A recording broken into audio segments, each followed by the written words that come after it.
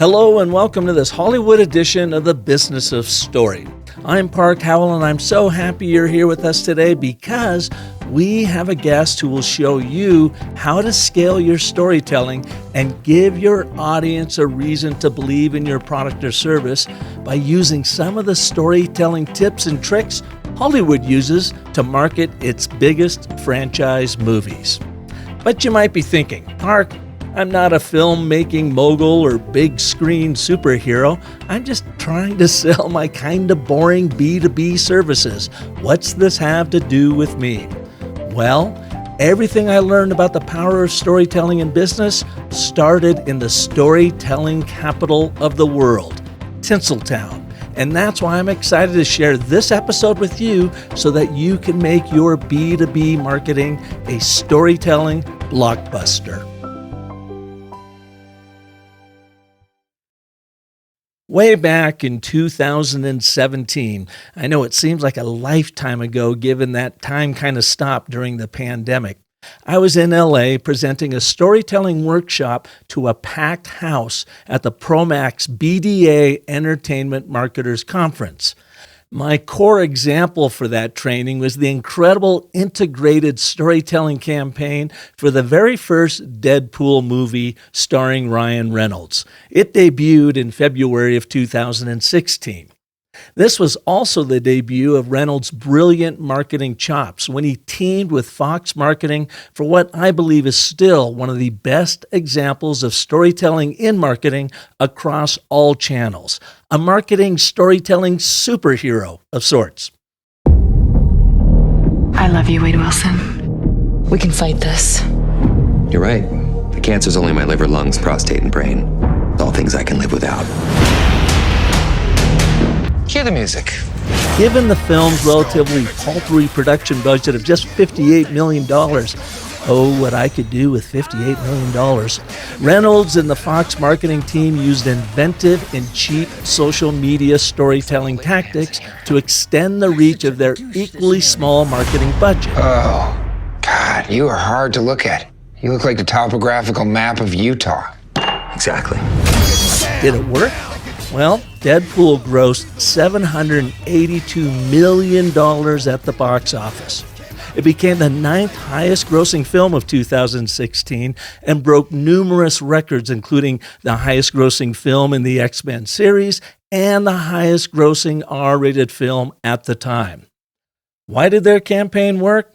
Well, as Reynolds has become famous for, they hilariously broke the fourth wall, letting audiences in on the jokes and making them part of the brand's story. They started with their now famous emoji billboard on Sunset Strip that featured a skull emoji, followed by a poop emoji, and the letter L. Get it? Dead Poo L. The brashness of the image showed that nothing was off the table when it came to the promotion of this film. Given that the Reynolds Deadpool character was the creation of a cancer cure gone sideways, leaving the handsome superhero grotesquely disfigured, but immune from all death and destruction, the marketing team tapped into the cure cancer message in one promo for, you guessed it, testicular cancer. This message is brought to you by Deadpool. Gentlemen, how well do you know your happy sack? I'm sure you rummage around downstairs more than Mommy would like, but it's time you started paying attention to your favorite pastime because that bag of beans bouncing around in your hand could be trying to kill you. What? Yeah, because testicular cancer is the most common form of cancer in men aged between 15 and 35. It's time to fight back. Hold each of your manberries, or as I like to call them, smooth criminals, in turn between your thumb and fingers. Give them a gentle roll around. Don't get too excited, though. You're on a mission here. If at any point you feel an unusual lump, size shift, or irregularity, don't ignore it like a pussy. Man up and talk to your doctor. The alternative is not an option. Check those bad boys at least once a month. And not to leave the ladies after out, they showers. also produced a promo for the pink ribbon cancer movement, with Deadpool replacing his hallmark red superhero suit with a pink one.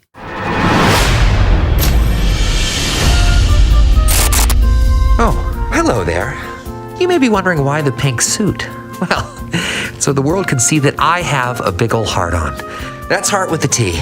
For my new obsession, pink. The color, not the pop singer. Personally, I'm more of a Celine kind of guy. Pink is tied, like a beautiful ribbon, to a cause very close to me.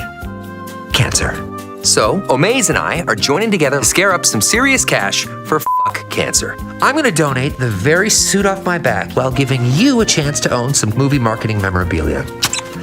What you do from there is limited only by your imagination. Will you add it to your weekly wardrobe rotation? Does it become a colorful addition to your S&M dungeon? Or will you simply nail it to a post in order to scare away birds, children, and the elderly?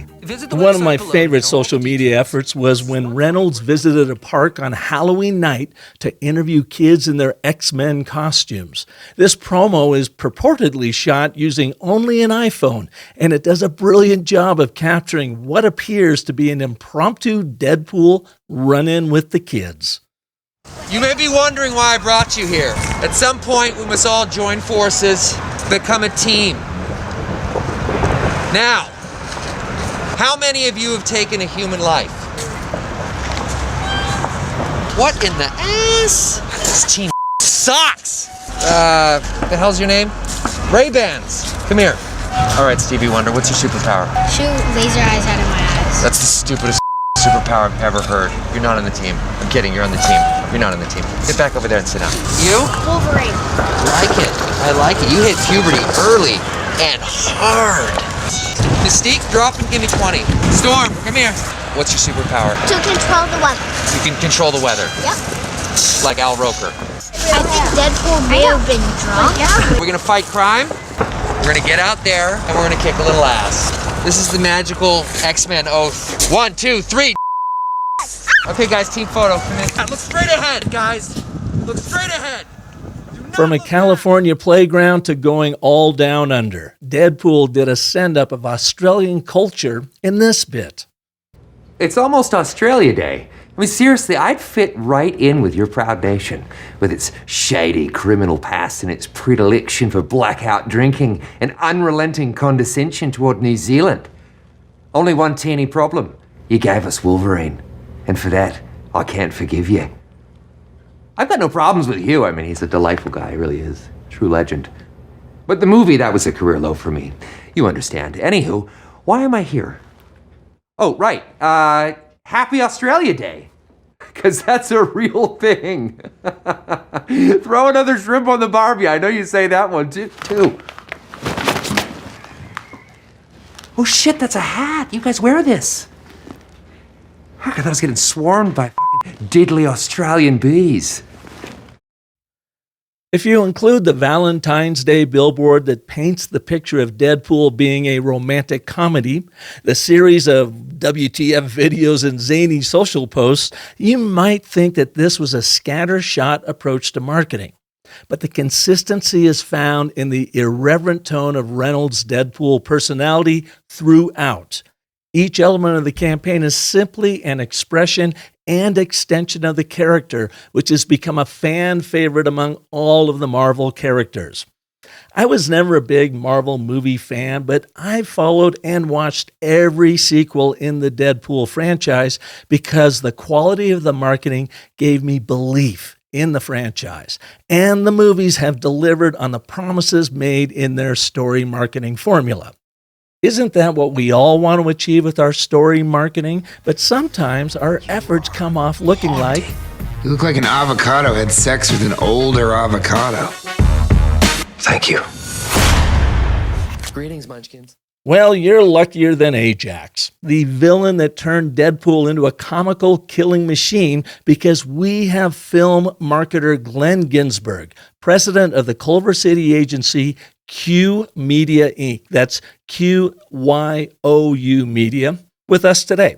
He'll share how they scale their marketing storytelling to build belief for why you should see some of the biggest blockbuster movies, including Wonka, Scream 6, and Mission Impossible: Dead Reckoning Part 1. With every kind of campaign that we help and we partner with and we develop with our partners, we really ask the question, internally. A lot of the kind of the creative work comes from the question of what is the reason to believe Glenn heads up an award-winning full-service media and marketing company that creates influential, digitally native, and creator-centric marketing and social campaigns for some of the most beloved entertainment franchises in the world. With experience across the creator economy and entertainment industry, Glenn joined the Q team in 2015 and oversees brand partnerships, strategy, creative content development, and distribution for campaigns for a client roster that includes Warner Brothers, Disney, Universal Pictures, Activision, Capcom, MGA, and more. Today, you'll learn how to use storytelling marketing tactics from some of Hollywood's legendary brands and franchises to make your storytelling way more impactful by giving your audience a reason to believe in your product or service. Please welcome to the Business of Story, Glenn Ginsburg.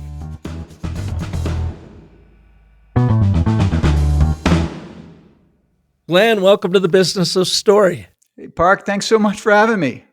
Great to have you here. Now, you do so much work with Hollywood and these great big movies, and I know you do other stuff outside of the entertainment industry, but you must be coming to us where? From downtown LA, or where are you? Based here in Culver City. Culver City. So you are right in the heart of all of it. Absolutely. Just a few blocks from Sony Pictures.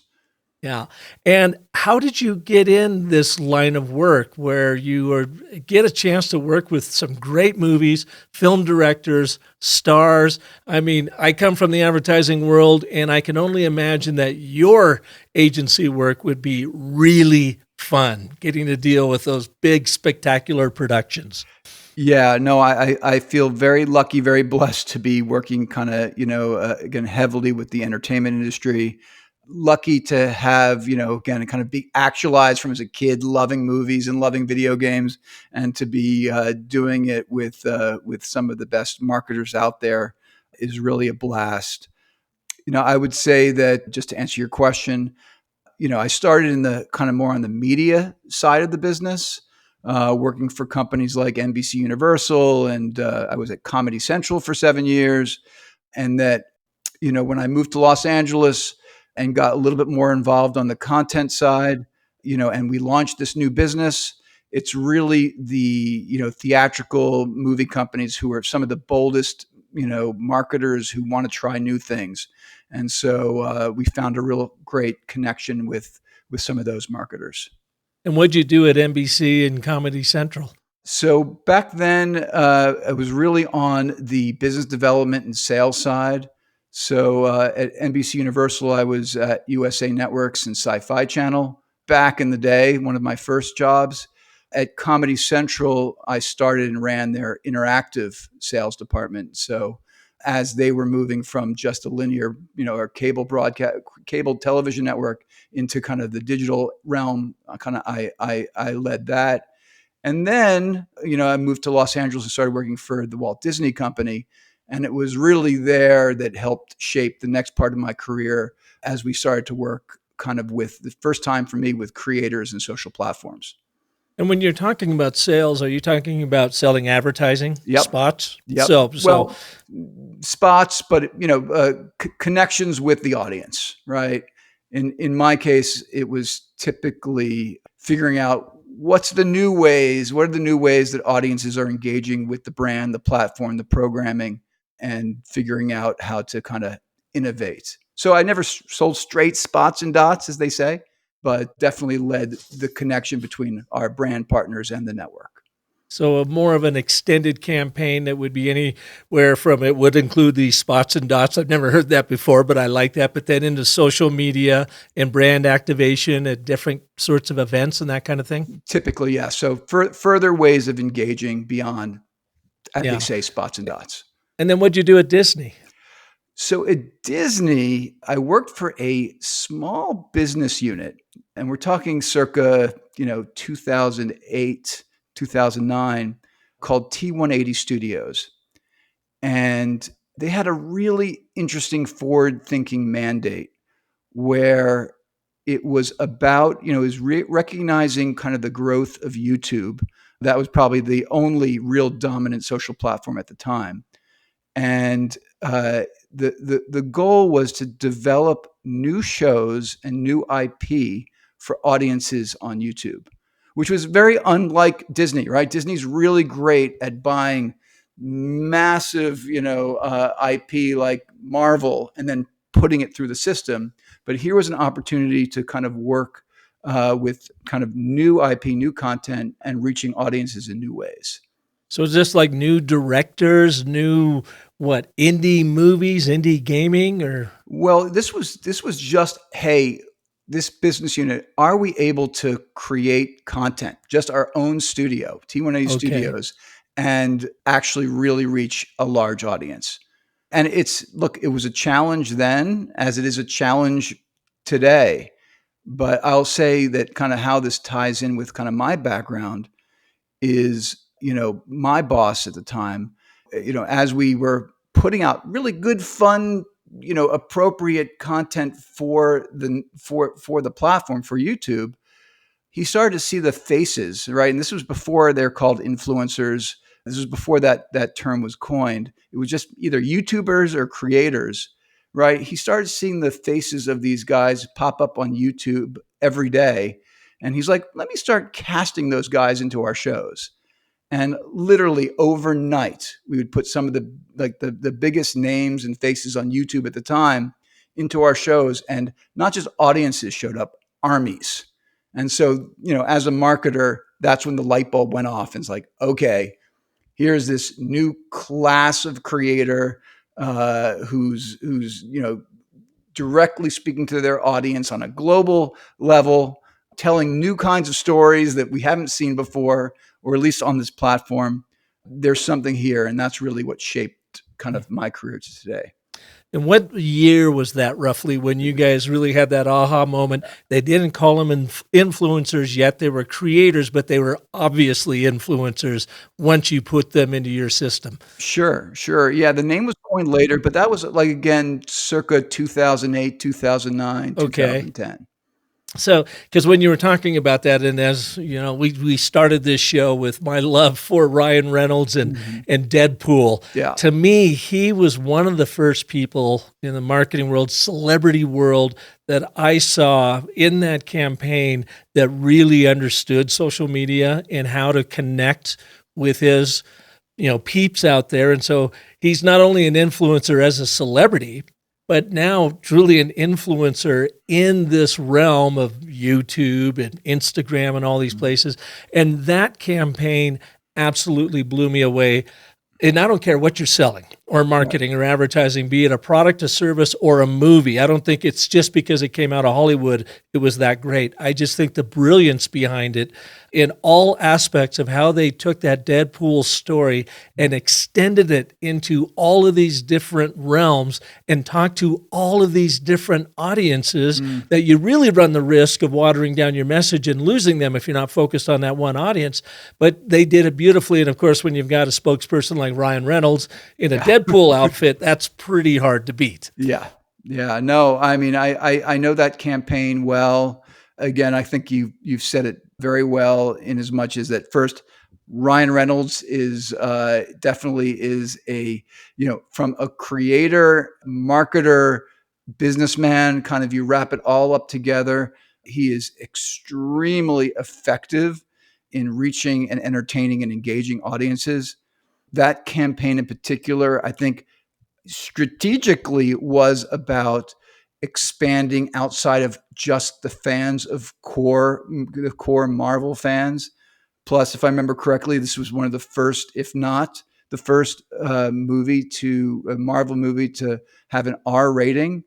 And so this was also about reaching in unexpected ways audiences that you're not getting just your everyday, love Marvel movies.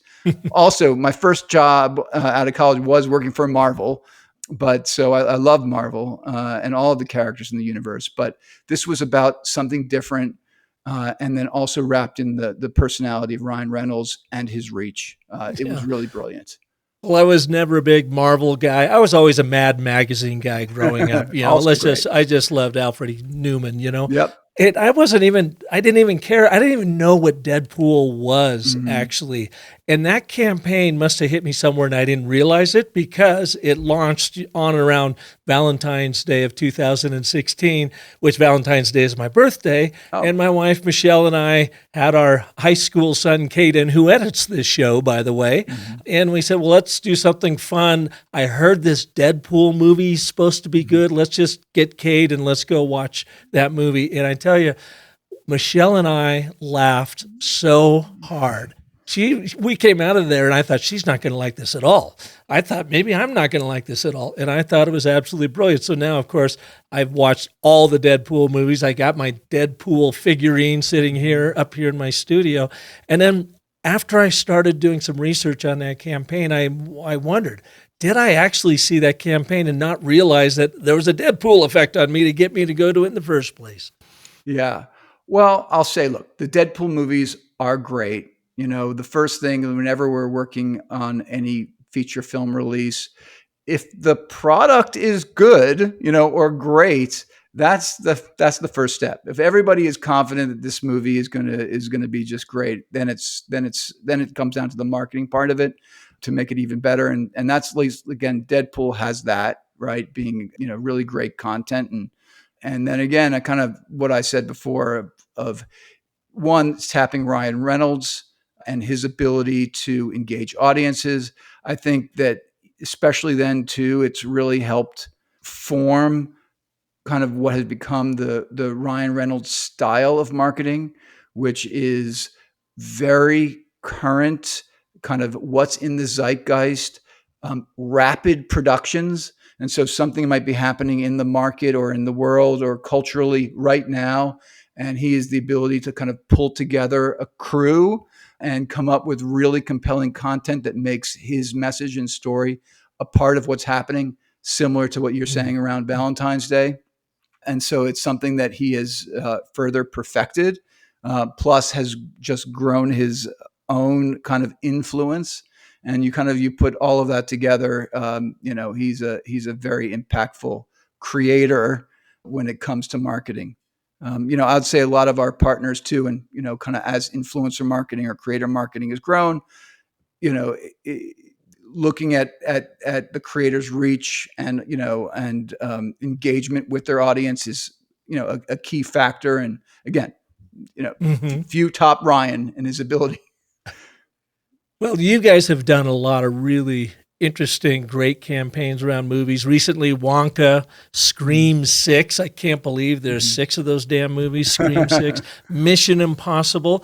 Why don't you take us through one of those? And what of those do you have a favorite? And why do you feel like it really worked? What did you do and how did it work? Wow. Yeah. All 3 were really great campaigns. All of them just had such fantastic results. I don't know any I could talk about. Let's just say Scream. Scream's an interesting one. I guess I can touch on all of them. We had the opportunity actually to work both on Scream 5 and Scream 6. All right. And I understood that there was a lot of them, but Scream 5 and Scream 6 had really different challenges. I'd say Scream 5, there was a real hiatus. I'm going to say, and you can fact check me later, but there was at least a 10-year gap between Scream 4 and Scream 5. And so, what's often, and especially since we a lot of our work happens on social platforms, it's the best, most aggregated way to reach some of the younger audiences, Gen Z, young millennials, right? And when you have a gap, like a 10-year gap between films, you kind of lose a generation, right? You don't have necessarily the benefits of nostalgia. And so often our partners will come to us saying, we need to get that Gen Z audience. And so with Scream 5, and again, anything I say here too, we are also backed by the brilliant marketers behind us too at these companies. So, but the mission for Scream 5 is how do we introduce this brand, this IP, this classic IP to this new generation, this new audience. And so in Scream 5, it was all about who is Ghostface, that iconic voice, And our friends at Paramount, did something really interesting where they partnered with TikTok to recreate Ghostface's voice, where all you had to do was type in a sentence and it would come out as Ghostface's voice. And that spurred millions and millions of views, hundreds of millions of views on his voice. And then we worked with a lot of very big creators to take that functionality and start bringing kind of Ghostface in those key themes.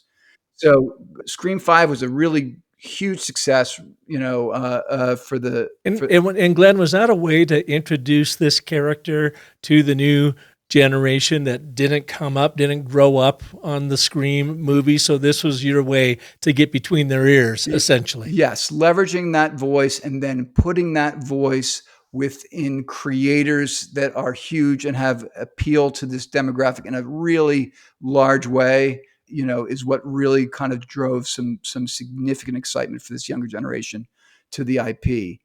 And what did you do with Scream 6? So Scream 6 was in a sense a lot easier in the respect that, with Scream 5, it's been established now. It is now current.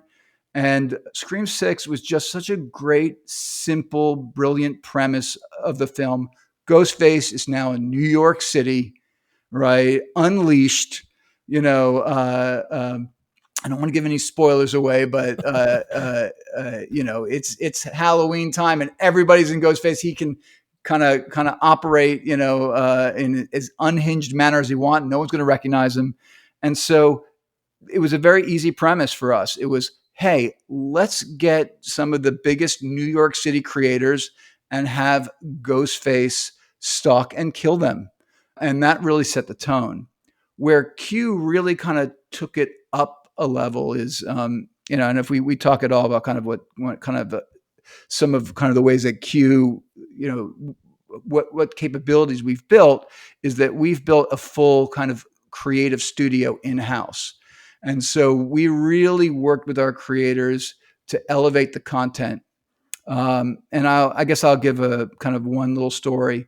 One of the big creators we used was a creator named Aki, General Ak, who has basically his creative format is he owns a bodega, I want to say in Brooklyn, maybe the Bronx, but I believe in Brooklyn. And, he's got a very specific format where he makes these crazy, outlandish sandwiches for people who come into his store. And he does it every time and it gets millions of views. And so what we decided to do is we spun up a small little production unit and turned what could have been a very cool one-off video into kind of a 4-part series.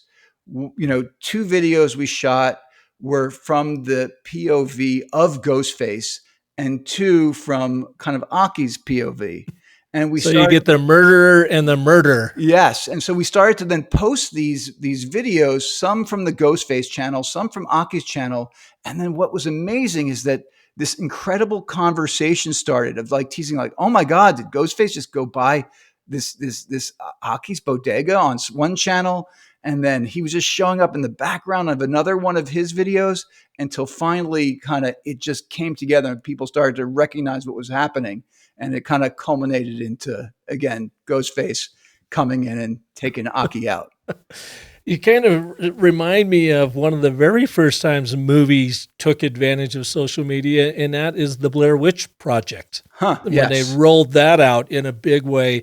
And again, it was one of those really cool things. In my agency in Phoenix, we were very traditional advertising, marketing, PR type stuff, and we're just getting into the digital space when Blair Witch Project movie came out, and their marketing was sensational. And I hadn't thought about that in a long time until you were just talking about Ghostface. Yeah.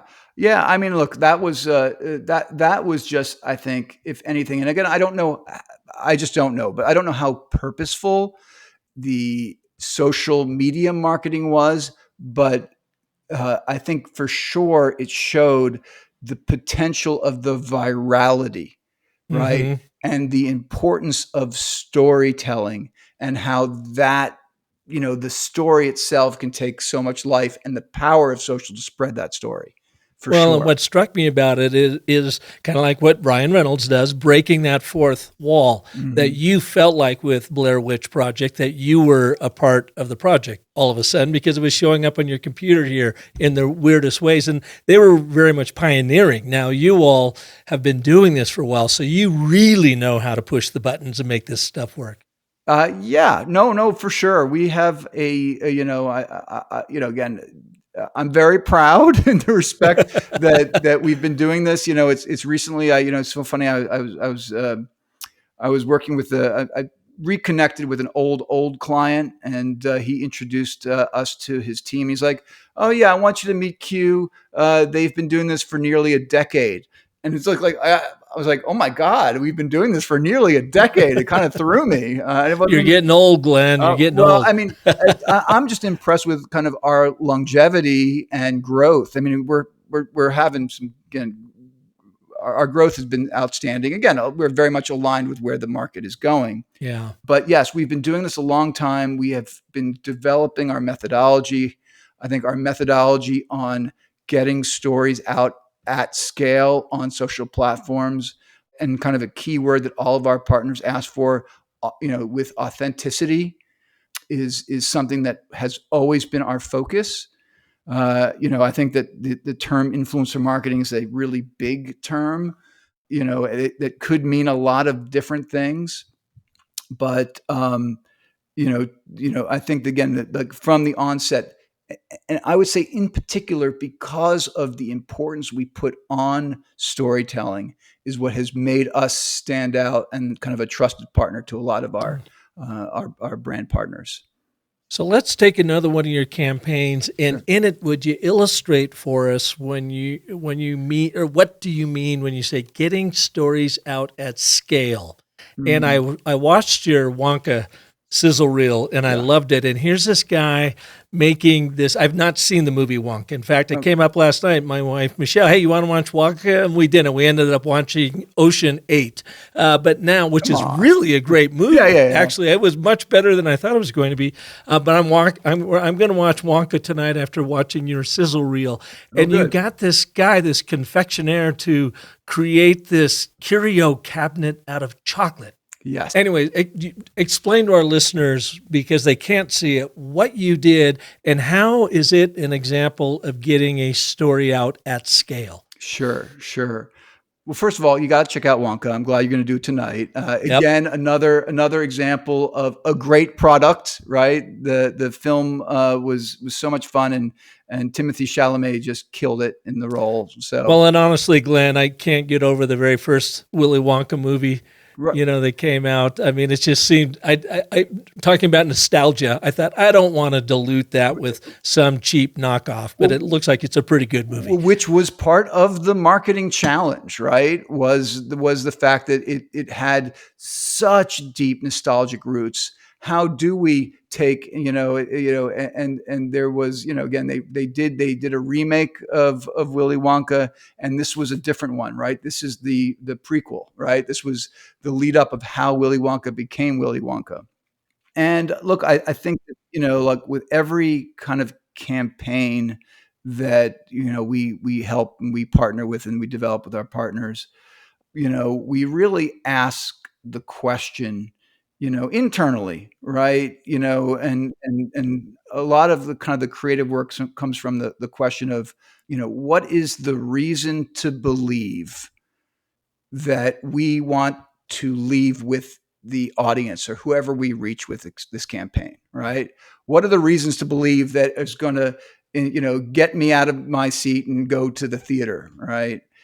And I think that in this case, right, it was, a combination of music, magic, and chocolate, right? Those were the three kind of pillars that we've kind of come to agreement with.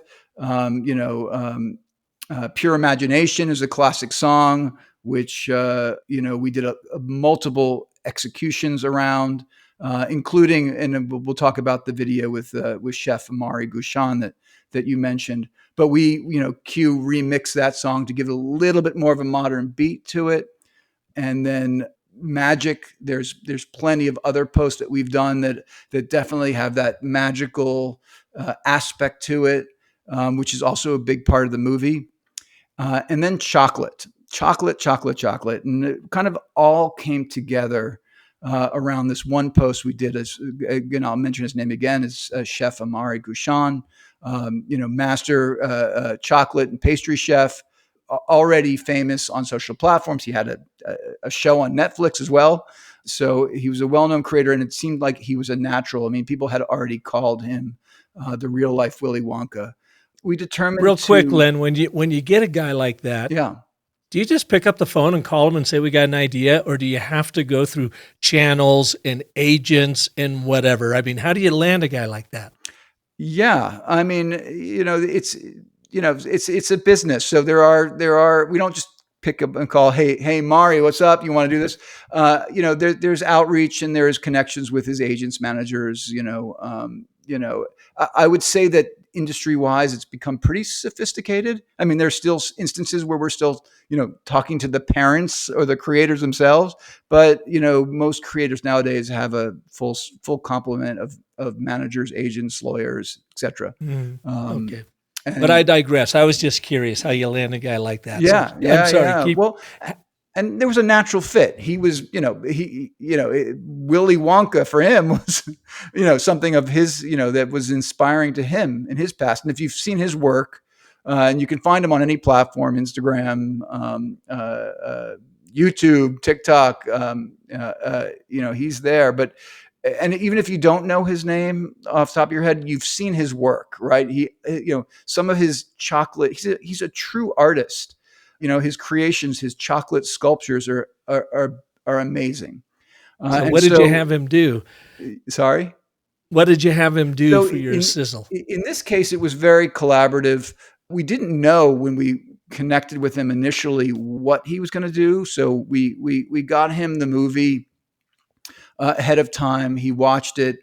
We went back and forth on several ideas. And then I really believe it came from him. It struck me as like, I'm going to recreate that magical case that in the film Willy Wonka had, which was basically a wooden case that he opens up and he can make incredible chocolate with.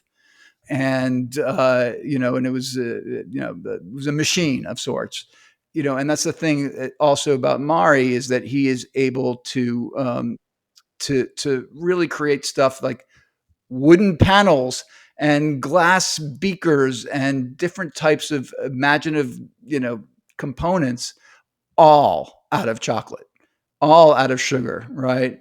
And so we worked with him. He created this amazing recreation of the Wonka case, and it was just again, I don't know if you can leave a link on the podcast, but we should link to it. It's really beautiful. I will definitely do that. And you want to talk about scale and scope and great storytelling, at last count, that video across, his channels has amassed something like 240 million views. And so that is just so significant as far as a way to drive awareness, excitement around the key themes of music, magic, and chocolate. It was just a home run. And did you just tell that story via video, or how did you atomize or break up that story and show it on lots of different channels in a format that is perfect for that channel? Yeah. So we absolutely took this one to the next level. But initially, that post was all done on Amari's established channels. So his Instagram channel, his TikTok, on Facebook, and then on YouTube, where he reposted that video, as well as he did a longer form video of him making the chocolate. And so that's really what accounts for that post's viewership. But then kind of where we took it to the next step, the next level, is we then had Amari, Warner Brothers invited Amari and that creation to the LA premiere. And so we shipped the incredible, case to the premiere. Side story: there was an air conditioning problem and it almost melted, which would have been a tragedy, but it did not happen.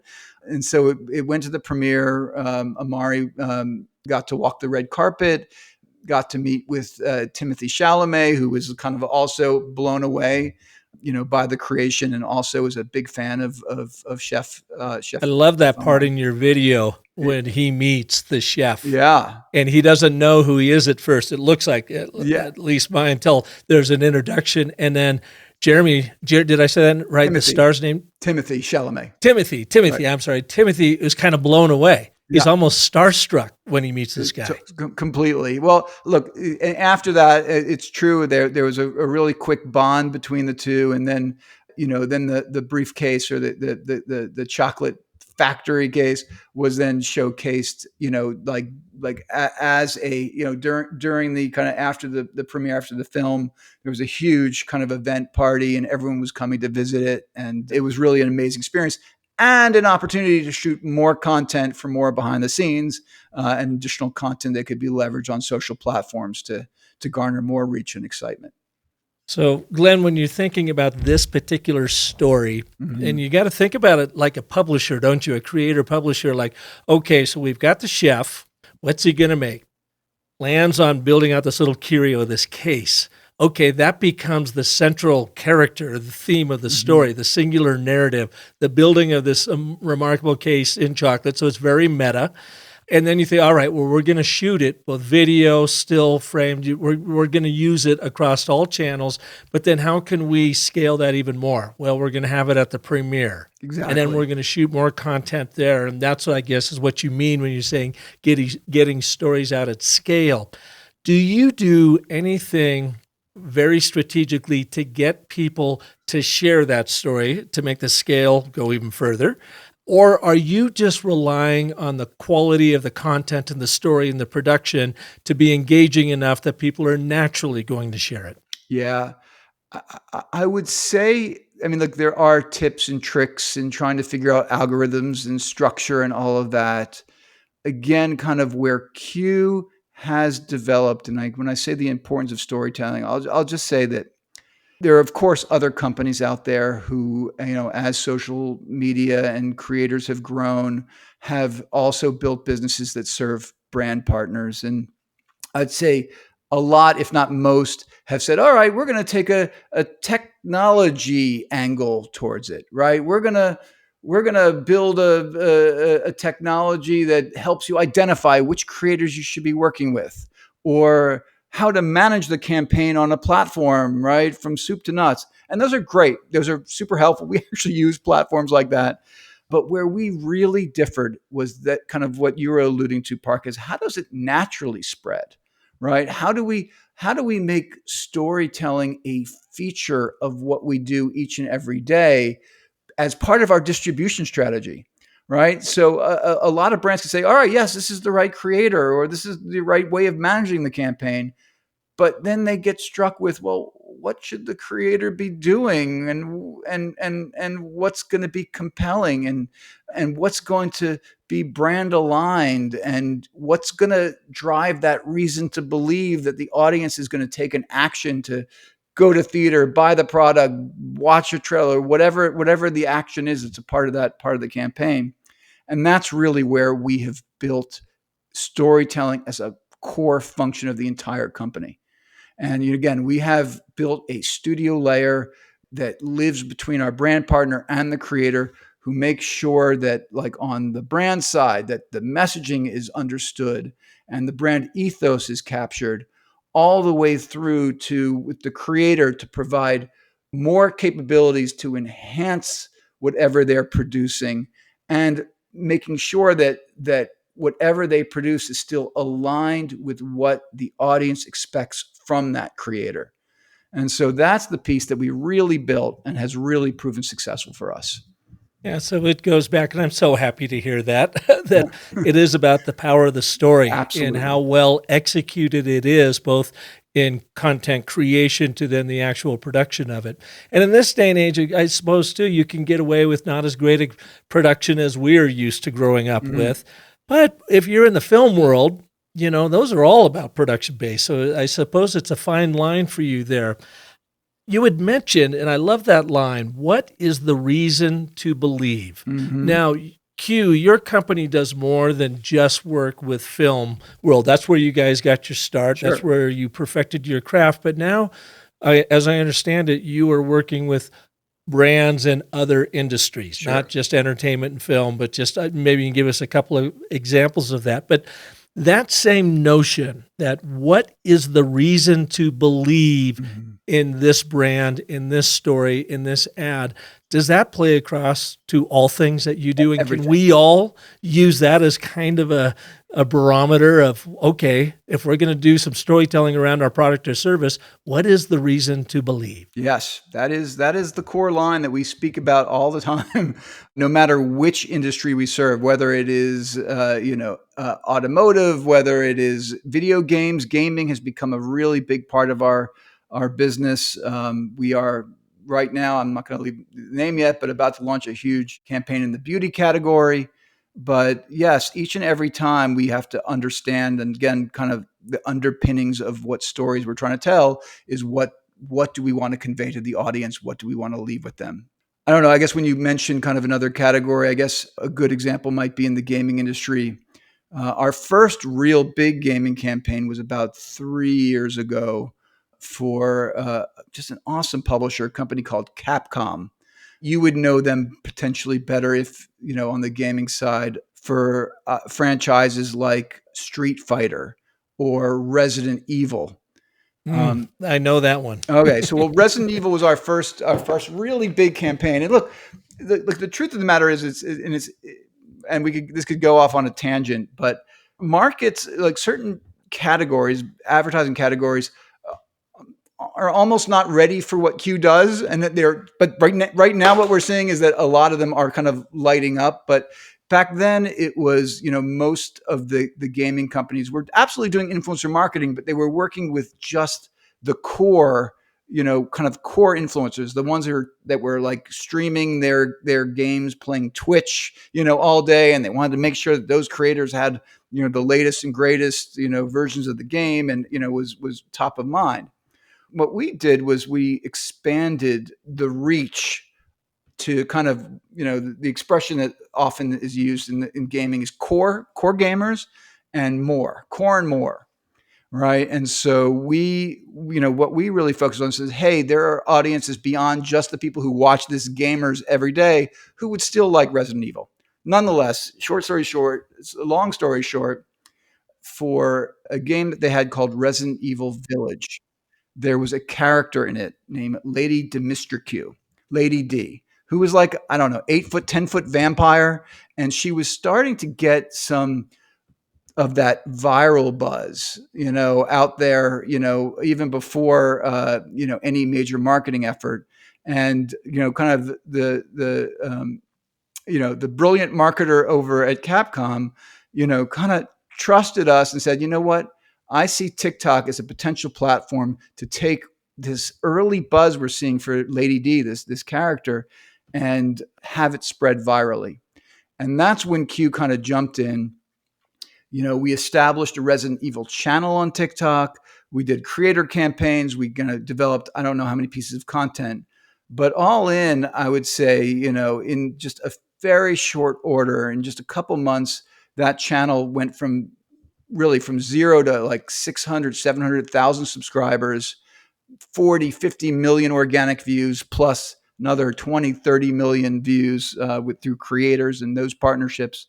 And it really showed how we can leverage these platforms to create a bigger, broader story that serves the core, but also invites in new audiences. And that was a proven success. And since then, we've really seen a lot of acceleration in gaming and in that area. If that makes sense. I don't know. Yeah. So Glenn, for our listeners who are like, okay, this sounds really great. I can totally get how it works in the film world and gaming and entertainment and so forth. But what are some things that Glenn knows that I should be maybe doing? Speaking of vampires, if I want to, promote my law firm, what could I do to promote my law firm or a business to business service, or it's a product out there? And so many of our listeners are B2B folks that they say that might work for Hollywood. I just don't see how it's going to work for me. Yeah. I mean, look, part of our mantra, I guess, is not I guess, I know, is anybody, any brand, any company who can leverage, again, social platforms, our methodology, as long as there is an existing community on a social platform that they want to reach, right? And so, even before coming up with the reason to believe, our first step is which are the communities, that the existing communities on social platforms that our partner needs to reach, that needs to connect with, that needs to engage with, to, again, whatever drive the action is, go to theaters, buy the game, play the game, watch the trailer. Where do you find these communities? Where do you start looking first and foremost? That is a very collaborative, kind of process where, it might start with a demographic, right? Or an insight into the audience, that we're trying. And it could also include social listening. Who's talking about it, right? Who's talking about that product or service? Or that problem. Sorry? Yeah. Or the problem that you solve, really, because that's the only way that you're going to give them a reason to believe, is to demonstrate to them that we know you, we understand what you want, we appreciate why it's important to you, and we empathize with why you don't have it. This is the problem, and here's the reason to believe that we have the answer for you. Yeah, I mean, maybe, right? I can't. I only say that because I don't. You'd have to really dive into. We go very deep. We go very deep. My strategy team, man, when we have a new project, I can't even believe how deep they go into understanding the IP and understanding who's talking about it and what videos have been made about it. I mean, they go deep for us to, when we eventually, kind of present our ideas and our strategy, right? It seems very nice and and concise, but there's been so much work that's gone behind it. But yeah, I'd say, look, for any business out there, really try and understand the communities that you're trying to reach. And again, if you're in the business, you probably already know the communities. You probably already engage with them. And so it's really then becomes a process. And maybe you can expand out of those, right? Maybe, again, I learned this back when I mentioned earlier, I was at Sci-Fi Channel, all of our advertisers were, of course, not, science fiction, related stuff. It was, but people have interests other than science. People who like science fiction also have other interests and hobbies and activities.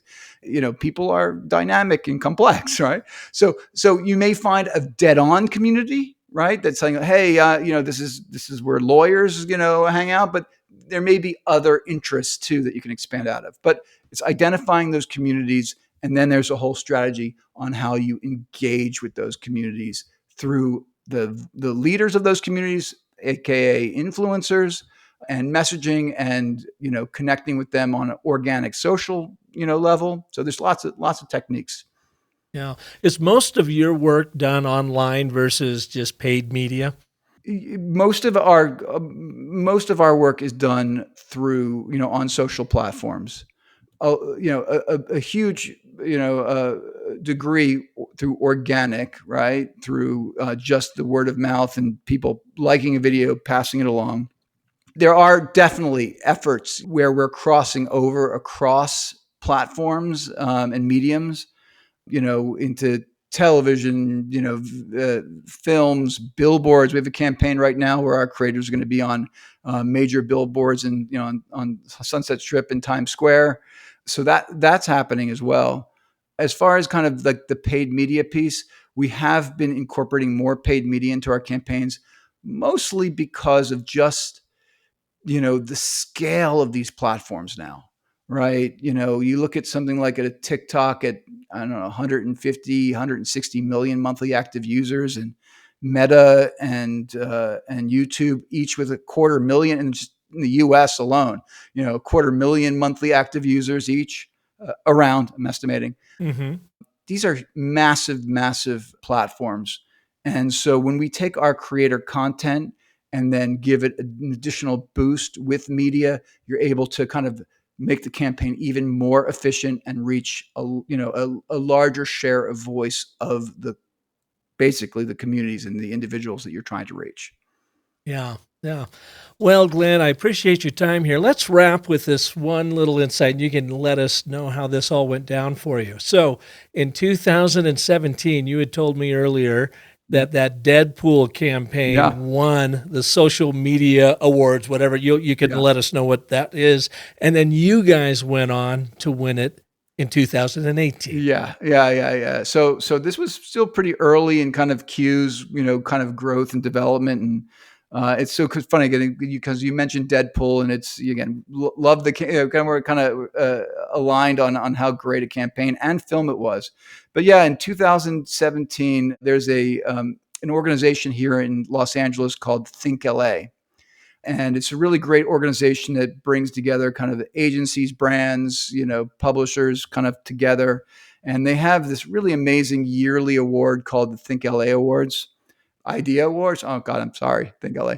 But they have a great yearly award. And one of our first times that we were actually even putting out for an award was that big award. And in 2018. And so, when the team here was like going, all right, how are we going to submit for this award? How do we prepare? I was like, well, who won in 2017? It was Deadpool. We watched their sizzle. It was amazing. The campaign was amazing. I was like, okay, let's just create a sizzle that really mimics that one, tone, sensibility. We did, and we ended up winning that first year in 2018. So, and for what film? That was for DreamWorks Trolls with our partner Universal, and that was our first major TikTok effort too. So, it was a really great success for everyone. And what was one of the coolest things about the DreamWorks Trolls campaign that you guys did that you loved, that you recall? So that campaign was great. So, I don't know how relevant it's going to be for everyone here, but there was a moment in the film where... And it's an animated film, right? Animated film. Yeah. The little trolls that we grew up on with the crazy hair and that stuff. Yeah, but the main character in that is a character named Poppy, right? And Poppy was the leader, queen, I believe, of this tribe. And somewhere in the movie, and this was a marketing beat that they really wanted to get out, was she made a pinky promise, right, in the film. And it was a magical pinky promise, in the film. She pinky promised with I can't remember the character's name, and it was so important that there was a whirlwind and lights, and it became a huge thing. And this was very early in TikTok, and we presented an idea of doing a duet. And a duet is a function of TikTok where one side of the screen something is happening, and on the other side, the audience can go and participate and engage. And so we literally had Poppy put her finger through the edge of the screen like this, and and letting the audience complete that and having all those fireworks. And literally we got 100,000 plus people doing this, generating millions and millions of views, and it really opened up everybody's eyes of the power of TikTok and short form and social very early on. And it was just a great part. There was a lot of great parts of that campaign. Well, Glenn, that is awesome. Thank you so much for being here. I had so much fun. I would love to be about 20 years younger and doing what you were doing out there in Hollywood. That would be a blast. Where can people learn more about you?